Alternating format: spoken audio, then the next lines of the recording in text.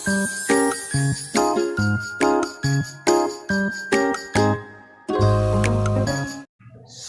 Hi hello and good evening to everyone. कैसे हो बच्चा पार्टी। तो आज हमारी सीरीज के 500 क्वेश्चन वाले लेक्चर को स्टार्ट कर रहे हैं। फर्स्ट लेक्चर होने वाला है और इस लेक्चर में मैं फिजिक्स पढ़ाऊंगा। आपका निशांत भैया आपको फिजिक्स देगा। फिजिक्स के लाइट रे वाले जो चैप्टर है उसके टॉप 30 क्वेश्चंस को मैं यहाँ पर दूंगा आपको, जिसकी तैयारी के बाद आपको बहुत अच्छा फील होगा। ठीक है, तो जैसे कि टाइम की प्रॉब्लम है, हमें टाइम बहुत कम है, लिमिटेड अमाउंट में, किन्हीं के 30 से ही एग्जाम स्टार्ट है, इसलिए मैं बिना टाइम वेस्ट किए आपका लेक्चर स्टार्ट करता हूँ। और ये फर्स्ट क्वेश्चन रहा इस सीरीज का, फर्स्ट क्वेश्चन की और इस सीरीज के। ये देखिए पहला क्वेश्चन है। पहला क्वेश्चन हमें कहता है कि velocity of light will be maximum in which of the following medium. Velocity of light के बारे में मुझे कमेंट करना है कि किस मीडियम में वेलोसिटी ऑफ लाइट जो है मेरा मैक्सिमम होता है। तो वेलोसिटी ऑफ लाइट का हम लोग क्या फॉर्मूला जानते हैं, पहले ये देखेंगे। वेलोसिटी ऑफ लाइट का फॉर्मूला क्या होता है, जैसे रिफ्रैक्टिव इंडेक्स से आप लोग निकाल सकते हैं, mu is equal to C upon B, ये रिफ्रैक्टिव इंडेक्स। तो यहाँ से वेलोसिटी का क्या फॉर्मूला बनता है हमारा, सी अपॉन न्यू। यहाँ पे सी को क्या है हमारा, एक कांस्टेंट है, जहाँ से मुझे क्या पता चल रहा है कि वेलोसिटी हमारा क्या है, यहाँ पे इनवर्सली प्रोपोर्शनल हो गया आपका रिफ्रैक्टिव इंडेक्स के। और हम लोग को पता है कि रिफ्रैक्टिव इंडेक्स जो 4 ऑप्शन दिए गए हैं इनमें सबसे कम किसका होता है, वैक्यूम का होता है, नियरली 1 होता है। तो जैसा कि हमें पता है वैक्यूम का न्यू जो है, जो कि रिफ्रैक्टिव इंडेक्स बहुत ही कम होता है, तो इसके इनवर्स रिलेशन से हमें क्या पता चल रहा है कि वेलोसिटी ऑफ साउंड जो होगा, सॉरी लाइट जो होगा, वो मैक्सिमम होगा किसमें, वैक्यूम में होगा, क्योंकि न्यू की वैल्यू इसकी सबसे कम होती है। ये सब की कुछ ना कुछ तो आती है, इसलिए क्या होगा हमारा करेक्ट आंसर डी हो जाएगा। So moving on to the next question. Thank you. तो हम लोग अपने नेक्स्ट क्वेश्चन की ओर बढ़ते हैं, जो कि हमारा दूसरा क्वेश्चन होने वाला है। तो इस क्वेश्चन में हमें क्या बोलता है कि when an object is kept within the focus of a concave mirror। तो concave mirror लेके मैंने ले लिया यहाँ पे, और इस concave mirror के फोकस के अंदर में कोई एक ऑब्जेक्ट को रखा गया। तो लेट सपोज हम लोग यहाँ पे मान लेते हैं कि यहाँ पे एक हमारा एक फोकस है, इस फोकस के अंदर कोई एक ऑब्जेक्ट को रखा गया, जैसे क्वेश्चन में बोल रहा है। मान लिया ये हमारा कोई एक ऑब्जेक्ट रखा गया है, ऑब्जेक्ट OBG लिख देते हैं शॉर्ट में, ऑब्जेक्ट रख दिया है। फिर आगे क्या बोलता है क्वेश्चन, हमें पढ़ते हैं कि फोकस पे हमने रख दिया है कंकेव मिरर के अंदर में एक ऑब्जेक्ट को, और उसका एक इनलार्ज इमेज हमें मिलता है behind the mirror, form behind the mirror, यानी मिरर के पीछे में हमें एक इनलार्ज इमेज मिलता है। तो हमें पूछ रहा है कि ये जो इमेज होगा ये किस तरह का होगा। तो हम अपने बेसिक जो इमेज प्लॉटिंग वाले कंसेप्ट्स होते हैं, जो उनमें रूल्स पढ़ाए जाते हैं, उस रूल्स को लगाते हैं इस फिगर में, और उनमें आंसर मिलता हुआ नजर आ जाएगा। तो चलिए हम लोग देखते हैं आगे से क्वेश्चन को डायग्राम से सॉल्व करके। तो यहाँ पे हमने देखा कि इस इमेज जो ऑब्जेक्ट जो हमने फोकस के अंदर रखा है पोल के बीच में, इससे हमने एक पैरेलल लाइन ड्रॉ किया, जो कि आप लोग जानते ही होंगे कि जो भी पैरेलल रेज होती है प्रिंसिपल एक्सिस के साथ कंकेव मिरर से रिफ्लेक्ट होकर ये फोकस की ओर जाती है। तो फोकस की ओर चली गई ये अपना, इसका एक डायरेक्शन रिप्रेजेंट कर दिए, और इसके जो बैक साइड में होगा हमको बैक ट्रेस करना होगा इमेज को, क्योंकि ये रियल में नहीं फॉर्म करेगा, इसलिए डॉटेड लाइन से हमें इसे बैक ट्रेस करना होगा। बैक ट्रेस कर दिया हमने। अब जब यहाँ पे हो गया तब दूसरा रे हमें निकालना होगा, क्योंकि इमेज फॉर्मेशन के लिए 2 रेज रिक्वायर्ड होती है। तो दूसरा रे हमने यहाँ से पास करते हैं पोल से, और पोल से जो पास होता है रे वो एक इक्वल एंगल बनाकर प्रिंसिपल एक्सिस से वापस हो जाती है। तो ये जो है अभी ये वापस हो रही है, इसको भी हमें बैक ट्रेस करना होगा, ताकि हमें फाइनल इमेज जो इमेज के पीछे मिरर के पीछे बने वो दिख सके। तो जैसे मैंने इसे बैक ट्रेस किया तो मैं यह देखता हूँ कि यहाँ पे मेरा जो इमेज बना ये रहा मिरर के सामने परपेंडिकुलर। ये थोड़ा ड्राइंग एरर हो रहा है, सीधा लाइन दिख रहा होगा आप लोग को, बट सीधा होगा। और ये जो हमारा इमेज बना OI नाम दे सकते हो, आई जो इमेज यहाँ बना है, यहाँ ऑब्जेक्ट था इसका, ये इमेज बन गया। तो यहाँ हमें कैसा इमेज दिख रहा है भाई, तो रियल तो नहीं बना, क्योंकि ये डॉटेड लाइंस को प्रोड्यूस करने पे बना है बैकवर्ड में। तो रियल लाइंस रेज के इंटरसेक्शन से तो नहीं बना है, तो रियल तो नहीं हो सकता। इन्वर्टेड इमेज, उल्टा इमेज तो नहीं लग रहा है, जैसा ऑब्जेक्ट का है ओरिएंटेशन वैसा ही इमेज का ओरिएंटेशन दिख रहा है। तो इन्वर्टेड का तो सवाल ही नहीं होता। इन्वर्टेड जब यहाँ कटा तो यहाँ भी कटेगा, क्योंकि यहाँ भी ऑप्शन में दिया हुआ है वर्चुअल है, बट इन्वर्टेड तो नहीं होना है। लेकिन जो डी ऑप्शन दिख रहा है वो सही दिख रहा है, क्योंकि ये वर्चुअल तो है, क्योंकि रियल में तो इंटरसेक्शन से बना नहीं है, रियल इंटरसेक्शन से तो हमारा ये बना नहीं है। तो ये हमें क्लियर दिख रहा है कि वर्चुअल तो है और सीधा भी है, देख रहे हो जैसा ओरिएंटेशन ऑब्जेक्ट का है वैसा ही है, तो ये सीधा भी हमारा है। तो ये सीधा होने के कारण हमारा ऑप्शन क्या हो जाएगा, D is the right correct answer. Okay, so move on. इसका ये तीसरा क्वेश्चन होने वाला है, और इस तीसरे क्वेश्चन में हम लोग देखते हैं क्या है ये हमें पूछ रहा है कि nature of mirror having a focal length plus 10 centimetre is converging in nature. ये स्टेटमेंट ट्रू है या फॉल्स है? लेकिन हम चलिए इस चीज को देखते हैं, ये ट्रू है कि फॉल्स है। तो ये मिरर किस तरह का इधर बोल रखा है, ये कन्वर्जिंग नेचर का मिरर बोला है। कन्वर्जिंग नेचर का मिरर कैसा होता है भाई? तो हम लोग जानते हैं ये क्या है, कनकेव मिरर है हमारा। यही कनकेव मिरर को हम लोग कन्वर्जिंग मिरर भी बोलते हैं। तो इस कनकेव मिरर में हम लोग दिख रहा है क्लियर कट फिगर में कि इसका फोकस जो होगा, जब इस सर्कल को पूरा करेंगे, अपर्चर इसका कंप्लीट होगा, स्फेरिकल मिरर होगा, इसका फोकस जो है वो अंदर जाने वाला है, इस साइड में आने वाला है। फोकस इस साइड में आएगा तो पोल से इस साइड के डायरेक्शन को हम लोग कैसे नापते हैं, कैसे, किस डायरेक्शन में? साइन स्कीम वाले जो होता है कन्वेंशन हमारा, पोल से जो लेफ्ट राइट जाता है तो उसे नेगेटिव की और नेगेटिव साइन से डिनोट करते हैं। इसलिए हमारा जो फोकस होगा पोल सीधा आने पे वो नेगेटिव साइन होगा, ना कि पॉजिटिव साइन होगा, जो कि इन्होंने यहाँ पे पॉजिटिव दे रखा है। ये चीज तो गलत है, क्योंकि कन्वर्जिंग लेंस का, कन्वर्जिंग मिरर का जो होता है फोकस, वो पोल से लेफ्ट साइड होता है, और लेफ्ट साइड जाने पर साइन स्कीम हमें क्या सिखाती है कि वो नेगेटिव साइन होना चाहिए। इसलिए हमारा जो आंसर होने वाला है ये फॉल्स होने वाला है, क्योंकि इन्हें तो लेना चाहिए नेगेटिव, लेकिन दे रखा है इन्होंने पॉजिटिव। सिंपल सा क्वेश्चन था, इसमें ज्यादा तो टेंशन वाली सीरीज का ये फोर्थ क्वेश्चन होने वाला है। और इस फोर्थ क्वेश्चन को देखते हैं क्या ये हमें कह रहा है। ये हमें कह रहा है कि पॉइंट सोर्स से हमें पैरेलल डाइवर्जिंग रेज निकल रहे हैं, पॉइंट किसी पॉइंट सोर्स होगा, और उसके बाद वो किसी एक मिरर लेंस जो भी इन्होंने दे रखा ऑप्शन, उसके पास करने के बाद वो पैरेलल हो जाते हैं। तो वैसा कौन सा मिरर, कौन सा लेंस कर सकता है ऐसा कि डाइवर्जिंग रेज को पैरेलल बना दे? तो आइए हम ऑप्शन को देखते हैं।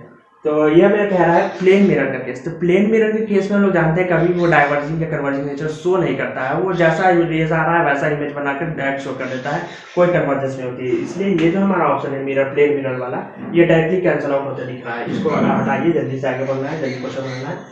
तो आगे का दो मिरर्स का केस दिया हुआ है, कनकेव और कन्वेक्स मिरर के बारे में कहा है। तो इन दोनों मिरर में हमें पता है कि डाइवर्जिंग रेज को कन्वर्ट करने की एबिलिटी कनकेव मिरर के पास होती है, ना कि कन्वेक्स मिरर। कन्वेक्स मिरर तो और भी ज्यादा डाइवर्ज कर देता है। तो वो किसी डाइवर्जिंग रेज को पैरेलल बनाएगा कैसे? उसके पास वो क्षमता है नहीं। ये पावर जो है कनकेव मिरर के पास ही, क्योंकि वो डाइवर्ज करते हुए रेज को एटलीस्ट इतना तो कन्वर्ट कर देगा कि ये पैरेलल दिखे हमें।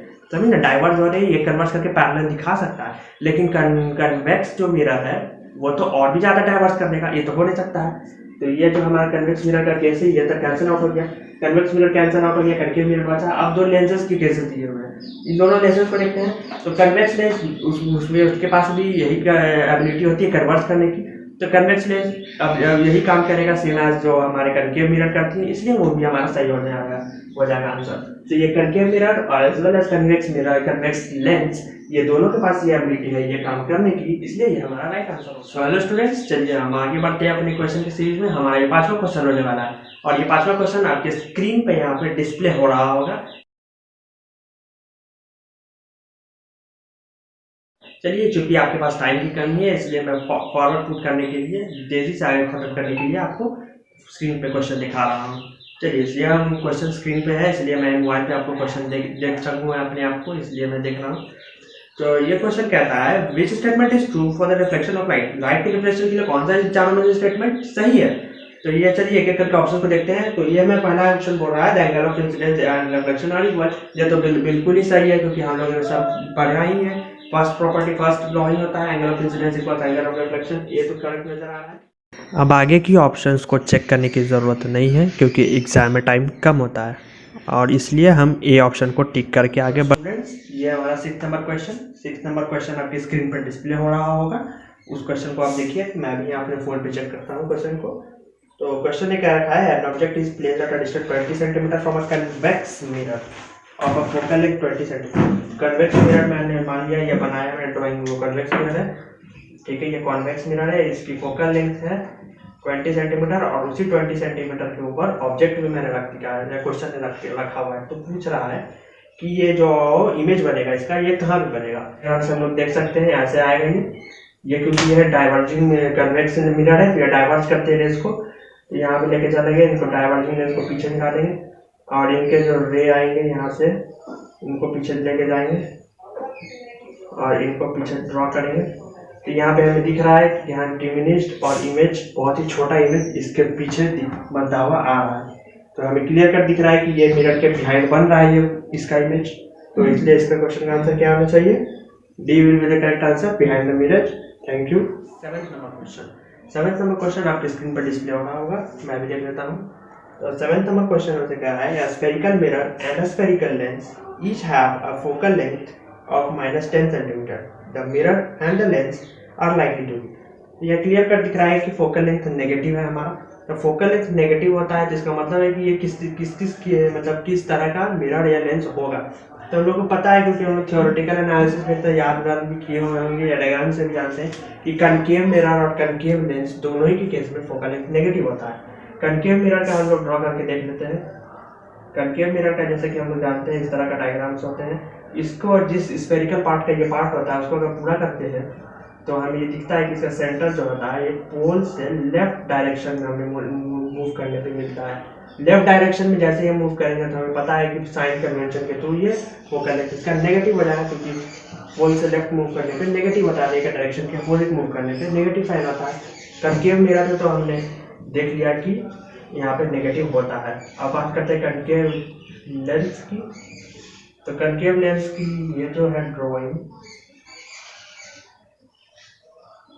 कनकेव लेंस इसको भी अगर हम लोग इसके पार्ट को पूरा करेंगे तो फोकस से यहाँ से हमें दिखेगा कि ये नेगेटिव डायरेक्शन में लेफ्ट डायरेक्शन में मूव करने पे इसका फोकस नेगेटिव ही हो जाता है। इसलिए हम डायग्राम में ये जो ऑप्शंस दिए गए हैं इस ऑप्शंस में हमारा सबसे करेक्ट आंसर कौन सा जा रहा है, ए वाला, जिसमें कि दोनों ही कनकेव होने वाले हैं। यहाँ पे कनकेव लेंस है ये, इसका भी फोकल लेंथ नेगेटिव यहाँ होगा हमारा। और भी जितने भी ऑप्शन दिए हैं उसमें किसी में से एक ने एक एरर आ ही जाएगा आपका, जो फोकल लेंथ इसका पॉजिटिव हो जाएगा जिसका कि ठीक है। Thank you. तो स्टूडेंट्स चलिए हमारी सीरीज का ये 8वां क्वेश्चन होने वाला है। जल्दी से इस क्वेश्चन को देखते हैं। इसमें दे रखा है power of the lens is -4.0 director. तो उसके बाद हमें लेंस के फोकल लेंथ और किस प्रकार का वो लेंस होगा उस पर कमेंट करना है। तो first of all focal length निकाल लेते हैं, इससे दो ऑप्शन तो एटलीस्ट एलिमिनेट हो जाएंगे हमारे। चलिए फोकल लेंथ देखते हैं पावर के फॉर्मूले से। यहाँ पे हमें पावर दे रखा है 4.0, मैग्नीट्यूड यूज करते हैं, साइन से बाद में हमें पता चल रहा है कौन सा लेंस है वो। पावर दे रखा है 4.0 डायोप्टर्स का, ये अच्छे से लिख देता हूँ डायोप्टर्स का। यहाँ से फोकल लेंथ लगाते हैं फॉर्मूले से, power is equals 1/f is in metres, छोटा एंड यहाँ पर फॉर्मूला लगाते हैं 4 is equals to 1/f, so f is equals 1/4 is in metres. इसको सेंटीमीटर्स में कन्वर्ट करते हैं तो ये हमें पता चलता है ये 25 सेंटीमीटर आ रहा है फोकल लेंथ। 25 सेंटीमीटर वाला ये दोनों ऑप्शन है, ये दोनों तो साफ एलिमिनेट होता हुआ नजर आ रहा है। और चूंकि हम जानते हैं कि कनकेव लेंस जो होता है इसका जो फोकस होता है वो पोल से लेफ्ट साइड में होता है, इसलिए इसका साइड कन्वेंशन से नेगेटिव साइन होना चाहिए फोकल लेंथ कनकेव लेंस का। इसलिए कनकेव लेंस के केस में यहाँ पे जो नेगेटिव साइन है हमें दे रखा है, ये हमें सिंबलाइज कर रहा है कि ये हमारा कौन सा लेंस है, कनकेव लेंस है। और फोकल लेंथ जो है 25 सेंटीमीटर, ये हमने अभी कैलकुलेट करके देख रखा है। तो हमारा इस दोनों कैलकुलेशन से क्या ऑप्शन निकल के आया, सी इज द राइट आंसर। तो 9th नंबर क्वेश्चन ये आपके स्क्रीन पे डिस्प्ले हो रहा होगा, आप लोग देख रहे होंगे। चलिए ताकि मैं भी ये क्वेश्चन देख लूँ तभी आप लोग को बता पाऊंगा ना, देख लेते हैं। ये हमें क्वेश्चन कर रहा है if a red light and beam of violet light, दो लाइट से रेड एंड वायलेट उसको ड्रॉप किया गया है सेम एंगल पे on the inclined surface of a prism from air medium and produce angles of refraction. वो prism में drop की है रेड और वायलेट लाइट को, वो एंगल ऑफ रिफ्रैक्शन हमें प्रोड्यूस कर रहा है। और जो रेड लाइट का जो एंगल ऑफ रिफ्रैक्शन वो आर से डिनोट किया गया है, और जो वायलेट लाइट के जो एंगल ऑफ रिफ्रैक्शन है वो वी से रिप्रेजेंट किए गए, ठीक है।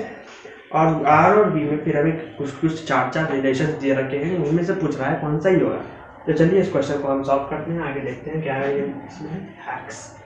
तो चलिए हम लोग ये जानते हैं कि एंगल ऑफ रिफ्रैक्शन जो एंगल ऑफ डेविएशन होता है वो वेवलेंथ से कैसे लिंक्ड है, क्योंकि ये एंगल ऑफ डेविएशन ही है। एंगल ऑफ रिफ्रैक्शन बोलिए या एंगल ऑफ डेविएशन बोलिए, बात वही। तो एंगल ऑफ रिफ्रैक्शन या angle of angle of deviation जो है वो डेल से रिप्रेजेंट करते हैं मुझसे, वो इन्वर्सली रिलेटेड होता है वेवलेंथ से। ये लोग जानते हैं वेवलेंथ के इन्वर्स रिलेशन में रहता है। और वेवलेंथ का ऑर्डर जो विपक्योर में होता है वो हमें क्या पता चलता है उससे, विपक्योर में लैम्डा जो होता है रेड का वो मैक्सिमम होता है, एंड वायलेट का जो लैम्डा होता है, लैम्डा बोले तो वेवलेंथ समझ में आता होगा, मिनिमम होता है। वेवलेंथ वायलेट का जो होता है वो मिनिमम होता है और रेड का जो होता है वो मैक्सिमम होता है। तो यहाँ से हमें क्या पता चलता है, इन्वर्स रिलेशन के थ्रू जब ये रिलेशन लगाते हैं तो वॉयलेट का जो हमें एंगल ऑफ डेविएशन मिलेगा वो मैक्सिमम मिलेगा। सिंस यहाँ पे हमें पता है कि del is inversely proportional to lambda, so यहाँ से डेल ऑफ वॉयलेट जो होगा वो greater than del of red. यहाँ से v is greater than r question के नोटेशंस के हिसाब से। तो हमारा करेक्ट ऑप्शन क्या निकल के आ रहा है, देख लीजिए जरा, v greater than r, D option. So students, ये है हमारा 10th नंबर क्वेश्चन एंड ये हमारे बोर्ड पर जो लिखा हुआ है आप लोग देख सकते हैं। ये इस क्वेश्चन में पूछा है कि विच ऑफ द फॉलोइंग, इनमें से जो दिए गए हैं इनमें से कौन सा सही नहीं है, नॉट करेक्ट। तो चाहिए एक एक ऑप्शन को देखते हैं। Light is an electromagnetic wave, बिल्कुल सही है। ईएम वेव्स के बारे में आप लोग हायर स्टैंडर्ड में पढ़ोगे, उसमें यह बिल्कुल सही है कि लाइट इलेक्ट्रोमैग्नेटिक वेव की तरह बिहेव करता है। एंड आगे चलते हैं, light travels in straight line, बिल्कुल सही है। हम लोग बचपन से ही पढ़ते आ रहे हैं light travels in straight line. हालांकि ये आगे स्टैंडर्ड में ये भी चेंज होगा, लेकिन ये भी सही है आप लोग के लेवल पे, ये मार्क करके आप एग्जाम में सही है।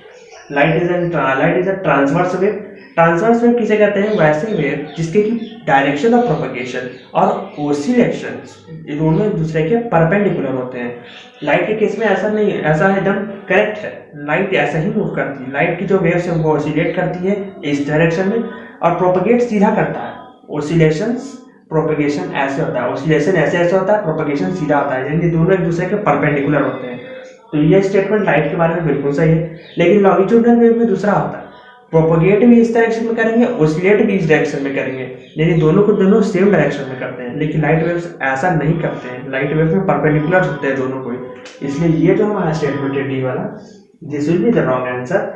एंड रॉन्ग आंसर होने के कारण 10th ऑप्शन का 10th नंबर क्वेश्चन का ये करेक्ट आंसर होने वाला है। तो D is the correct answer. तो चलिए हमारी 11वें नंबर की क्वेश्चन ये हमारे स्क्रीन पर डिस्प्ले हो रही है, आप लोग देख लीजिए, ताकि थोड़ा देर में मैं भी देख रहा हूँ इस क्वेश्चन को। चलिए 11वें नंबर का क्वेश्चन हमें यह कहता है कि ray from sun converge at a point 50 centimetre in front of a concave mirror. Concave mirror के 15 सेंटीमीटर पीछे में हमारा जो सन से रेज आ रही है वो कन्वर्ज हो रहा है। और हम लोग को पता है कि सन से जो रेज आती है वो लगभग पैरेलल रेज ही होती है, और कनकेव मिरर के सामने जब वो कन्वर्ज हो रही है पैरेलल रेज आकर, तो उसका मतलब क्या हो गया, वो पॉइंट कौन सा पॉइंट होगा जहाँ पे वो कन्वर्ज हो रही है कनकेव मिरर के सामने। जब ये रेज पैरेलल आई तो ये कन्वर्ज हो रही है इस पॉइंट पर आकर, तो ये पॉइंट कौन सा पॉइंट होता है, सब जानते हैं फोकस होता है। फोकस पे ही आके कन्वर्ज होती है पैरेलल रेज से। ये कह रहा है सन से आई पैरेलल रेज कन्वर्ज हो गई पॉइंट पे, तो वो पॉइंट मेरा क्या हो गया, फोकस हो गया। और वो पॉइंट हमारा फोकस कितने दूरी है कनकेव मिरर से, वो बोल रखा है क्वेश्चन में 15 सेंटीमीटर है। क्वेश्चन के अनुसार 15 सेंटीमीटर 50 सेंटीमीटर है, हाँ सही है। तो ये हमें क्या डेटा यहाँ से पता चल गया विजुअलाइजेशन से, ये 15 सेंटीमीटर जो दे रखा है ये मेरा क्या है, फोकल लेंथ दे रखा है। और आगे पढ़ते क्वेश्चन को क्या कर रहा है, where should an object be placed so that size of its image is equal to the size of the object. Size of the image equal to the size of object कहाँ पे होता है, curvature पे, सब जानते हैं। Curvature पे ही होगा तो जाके जो भी ऑब्जेक्ट बनेगा वही उसके साइज के नीचे बनेगा, एकदम एग्जैक्ट नीचे बनेगा, और साइज भी एकदम इक्वल बनेगा। तो कर्वेचर पे पूछा है, बनता है हम लोग जानते हैं, और ये पूछ रहा है कितना दूरी पे बनेगा। तो कर्वेचर का डिस्टेंस क्या होगा यहाँ से इस कनकेव मिरर के लिए, डबल हो जाएगा फोकल लेंथ, सबको जानते हैं radius of curvature is double the focal length.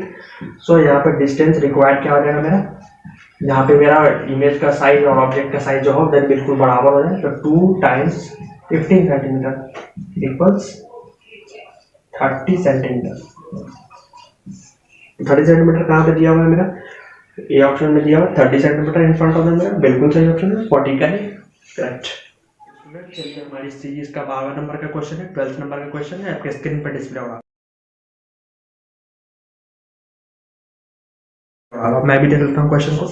तो क्वेश्चन क्या कह रहा है कि अबव लेंस में फोकल लेंस की दे रखी है 10 centimetre, the object height 2 mm is placed at a distance 5 cm from the pole। पोल से 5 सेंटीमीटर की दूरी पर प्लेस है, find the height of the image, image की हाइट को पूछ रखा है इन्होंने।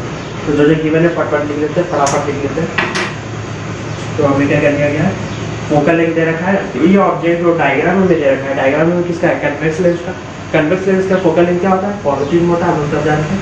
तो फोकल लेंथ क्या हो जाएगा हमारा +10 centimetre, okay, focal length +10 centimetre. और यू जो होता है आप जानते हैं क्योंकि ये लेफ्ट साइड पे रखा हुआ ऑब्जेक्ट पोल से, नेगेटिव साइड से यू दिखाया जाएगा ऑब्जेक्ट का जो पोजीशन है। तो 5 centimetre from the pole minus 5 centimetre लिख दिए। इस फॉर्मूले में हम नेक्स्ट फार्मूला लगाएंगे तो वहाँ से हमें क्या पता चल जाएगा, v के बाद से पता चला जाएगा। तो 1/v minus 1/u equals 1/f। ठीक है, यहाँ पर v u के वैल्यूज पुट करेंगे।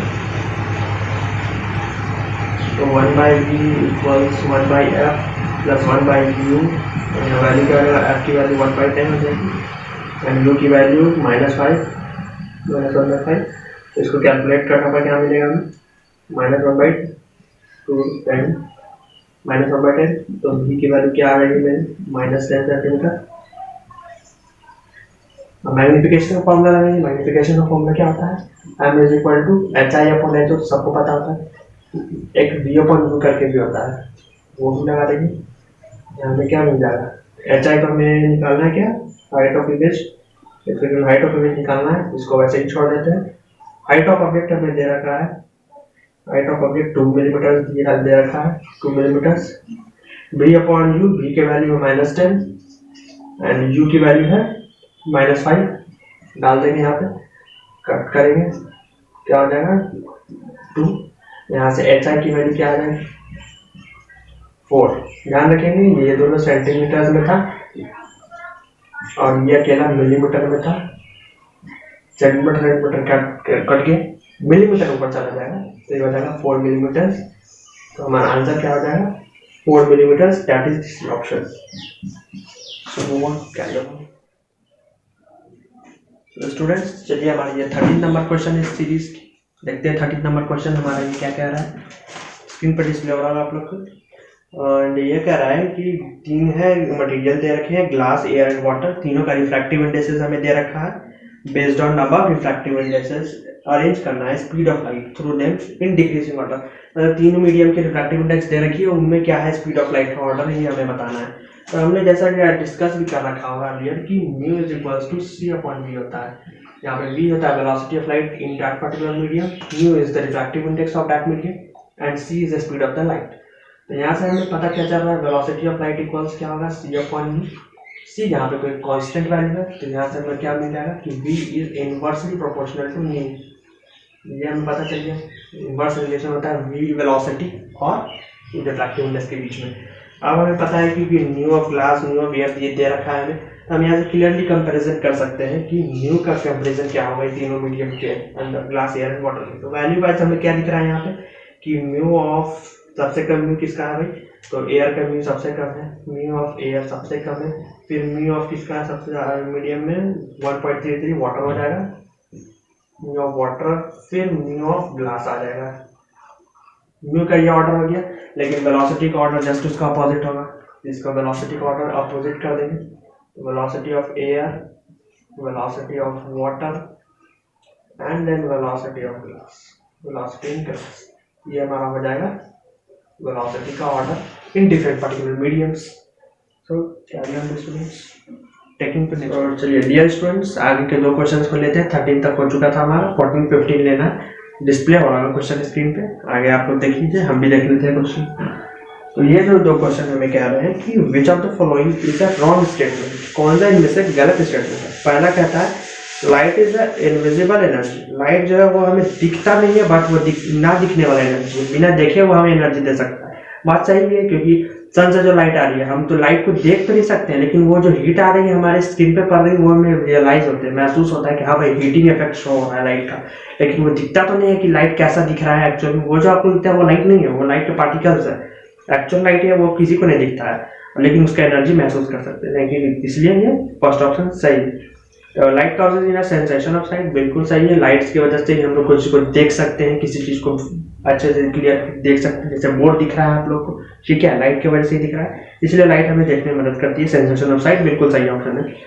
तो लाइट में भी ऑब्टेन फ्रॉम हीट एनर्जी, बिल्कुल सही है, क्योंकि हम लोग जब भी आग वगैरह जलाते हैं, फायर ट्रैक करते हैं, तो क्या होता है, जलती है, हीट होता है और लाइट भी निकलती है उसके साथ साथ। तो हमें क्या पता चलता है कि लाइट में भी ऑब्टेन फ्रॉम द हीट, गर्म से, जैसे आग गर्म से पकड़ता है तो उससे लाइट भी उत्पन्न होता है, लाइट भी साथ साथ इमिट होता है, तो ये सी ऑप्शन भी सही है। And we can see light, ये गलत स्टेटमेंट है, क्योंकि आज तक हम लोग लाइट को नहीं देख सकते। जो आप लोग देखते हो कि किसी चीज का लाइट जल रहा है, वो लाइट नहीं है, वो पार्टिकल्स के द्वारा रिफ्लेक्ट किया जा रहा है, उसके ऊपर जो पॉइंट ऑफ रिफ्लेक्शन पड़ रहा है, वो लाइट का पार्टिकल्स नहीं है, एक्चुअल लाइट को आज तक किसी ने नहीं देखा, तो इसलिए इसका डी ऑप्शन जो है वो रॉन्ग स्टेटमेंट होगा। चलिए carry on to the next question, and this is will be our 15th question. Transparent medium is one. Transparent medium कौन सा मीडियम होता है? वैसा मीडियम जो पार्शियली अलाउ करता है लाइट को पास करने से? नहीं। वो आधा जो पास करता है उसको ट्रांसलूसेंट बोलते हैं, वो तो नहीं होगा। Which observe most of the light, नहीं, वो जो मोस्ट ऑफ द लाइट को ऑब्जर्व कर लेगा तब तो वो ओपेक के कैटेगरी में चला जाएगा, वो भी नहीं होगा। Which allows most of the light to pass, ये सही, उसमें से अपने आप में से वो बहुत सारे लाइट को अलाउ करता है कि ठीक है पास हो जाओ तू, जैसे कि ग्लास वगैरह हो गए, इसमें से most of the light pass कर ही जाते हैं। So C will be our correct answer. तो कहना है 15 क्वेश्चन का जो स्लॉट था ये पूरा कंप्लीट होता है यहाँ पे, और जो वीडियो थोड़ा ज़्यादा लेंथी हो रहा है इसलिए मैं इसे यहीं पे रैप अप करने के लिए सोच रहा हूँ। और आगे की जो 15 क्वेश्चंस और भी ज़्यादा मैंने कलेक्ट किए हैं वो काफ़ी ज़्यादा सिंपल और इजी लग रहे हैं मुझे।